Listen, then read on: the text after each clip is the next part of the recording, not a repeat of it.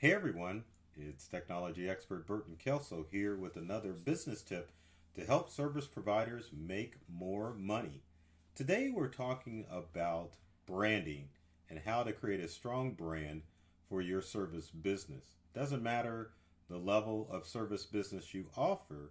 You could be a large corporation, a small, the medium sized business, or even a solo guy working out of his truck. It's important to create strong brands in order to make your customers and your potential customers understand what it is that you do. So when they think of whatever problem they have, they immediately call you as opposed to calling your competitors. Now, it doesn't matter what type of service you offer, whether it's IT services like I do, or if you're doing lawn care, appliance care, plumbing, or anything, strong branding is going to make you more money, which is important why you have to create a brand and not just look like the local Joe who isn't a professional. So, with that said, let's check out some tips that I have for you service providers out there to help you make more money. So, tip number one is to understand what a brand is. Now, to me, a brand is what you do and how you help people solve their problems. And this is important because when it comes to business, believe it or not, no one really cares about your business. They really don't. You can post all of the awards that your business has won, all of the reviews that you have gotten, positive reviews that you've received from customers. It doesn't matter because people really don't care about your business. All people really care about are their problems. And so it's important as a business that you are the solution to whatever problem they have. So if they need computer repair services, they've got something stuck in the drain, they need their lawn mowed, they need their appliance repaired, whatever service you provide, even if you're a handy fix it upper man. I know I just made that term up, but you get the drift. You have to be that solution that they need. It's not about the business. It's not about how great you are. It's how you're solving their problems and fixing people's problems. Because face it, we all have problems. And it's important in life that we find solution providers. So focus on solving problems, not promoting your business. What is it that you do that helps people? That's how you create your brand. So when people think of a problem they have and they're calling you, that's what you want. So make that your primary focus in your business. Be known as the solution provider and make sure that you are providing solutions. I know I talked in another earlier video about making sure that you focus on the problem at hand. Sometimes when you get out in the field, or if you even have people bring stuff to you to fix, you're sometimes working on that hustle, how you can make more money from that transaction. And it's important to always focus on the main problem they've called you for. I have this happen in my industry quite a bit. Technicians get caught up in other problems going on with the computers and technology, and that's not what you want to do. If someone's having a problem watching Netflix, solve the issue with Netflix first and focus on other things. It's important because you want people to focus on you being a solution provider, which brings me to tip number two, which is to make sure that you're sharing valuable information on a regular basis. And that means that you're informing people how they can prevent calling you in the future. And that doesn't mean that if you give out information that people are going to not use your services if you help them. It means that you are letting people know or you're empowering people so that they can fix the issue on their own or at least understand what the issue is when you are providing service. And it also means that you're going out and you're regularly sharing information to your customer base and your potential customers of solving issues that they might encounter. One of the things that you can do as far as sharing valuable information is a regular blog post. Now, for you solo guys out there, that may be a hard thing to do, but a blog is definitely a good way of sharing valuable information and reminding people what it is that you do and how you can fix those problems. As you can see on a weekly basis for Integral, there are we share a blog post to our customers that gives them information to help them solve some of their common problems, and that helps us stay on top of mind as far as customers are concerned, and making sure that we stay top of mind for our potential customers. So when you are developing those relationships with people in order to get new business, make sure that you are sharing valuable information on a regular basis. That way, whenever someone has a problem that pertains to your industry, people have a solution, or they have an idea of someone that they can call in order to solve that problem. So share, share, share.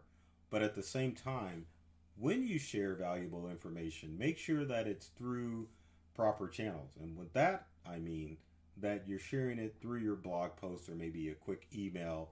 You don't want to get into the practice where people are calling you or your office and you're regularly giving out free information. What happens with that is people see you as a free resource to call and may not be willing to pay for your services. I ran into this trap in my business for helping people out with a phone call. Someone calls the office for help, unless it's a current customer that has already paid money. You don't want to give out too much information. So if a paying customer calls, maybe you give them a quick fix to solve their issue, especially if it's going to be 5 minutes or less. Anything longer than that, you need to be on site. Same thing for people who may have seen your blog post or seen you post on social media. You need to make sure that you're not giving out valuable information. If you create a blog or YouTube videos like this one, you can direct people to your YouTube videos. That way you're not wasting your time giving out the shop. People call you, let them know that you need to set an appointment because you don't know what the heck is going on, especially if you've never worked on their stuff. If you want to be a resource, but at the same time, don't give away the shop. Keep that in mind, people. So the next thing is to make sure that you're putting your logo on all of your stuff. Put your company logo on everything. And when I say everything, don't mean your underwear or socks. I mean the stuff that people are going to look at on a regular basis. You take a look at that. I've got my company logo on my shirt, and it doesn't stop there. Let me grab some stuff and show you where the Integral logo is. So, in our business, we carry around laptop bags. So, a laptop bag's got the Integral logo on it. Doesn't just stop there. This laptop bag's kind of heavy, so give me a second here. There's 2 laptops in that thing. So, you can either get your vehicle wrapped, or you can just go ahead and get your logo on your company vehicle by just getting magnetic signs. As you can see, it's kind of self-explanatory. Company name, phone number, and what it is that we do and how we're going to help solve people's problems. All there on the company vehicle. And not only that, one last thing other than company logo on business cards, which kind of is a no-brainer, I hope, is that Integral jacket. You can see that. The company logo is on the jacket. So it's important in winter months.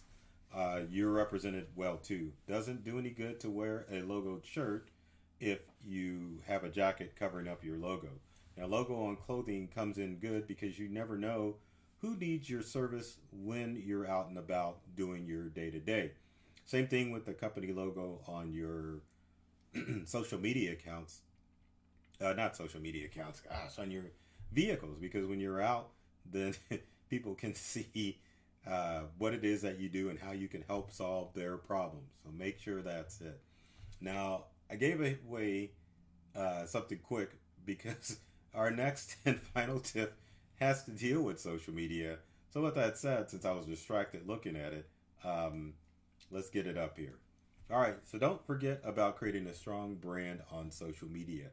Kind of important because when you're on social media, you need to, it's a good way to market your business, but at the same time, you want to make sure that you do have some presence on social media. So just to kind of give you an example real quickly of some of the things or how you should be setting up your account on social media, let me show you integrals.